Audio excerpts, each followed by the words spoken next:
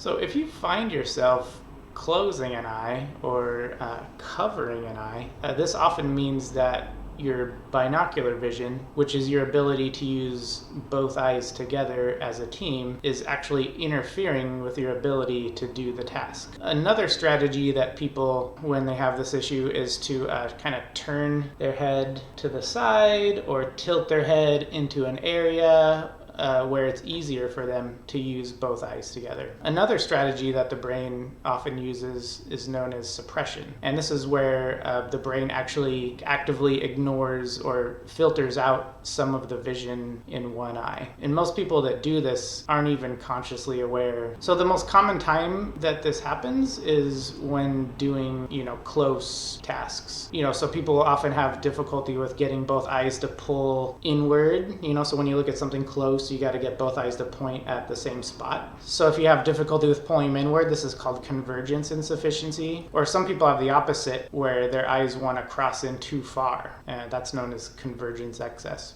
So a quick and very kind of revealing way to probe for this is by using this thing called the Brock posture board. And when you do this, you put on these red and green 3D glasses, and you put this light behind the paper. And if your eyes are pointing at the right spot, you'll put the light right in the middle of the star like that. If you're trying to go cross-eyed, you'll put the light kind of over this way somewhere. Or if your eyes aren't pulling in enough, you'll put it out there. Or, maybe you have an eye that wants to aim a little higher or lower than the other one. You might put the light a little higher or lower than the star. And also this will help pick up what's called suppression, where when you're doing this, the light might actually disappear in your vision, or the lines or the star might disappear, which is a sign that your brain's trying to ignore some of the vision in one eye. So unfortunately, most regular eye exams include very little, if any, binocular vision testing. And like the standard vision screenings that you do at the school or the doctor's office definitely won't have any,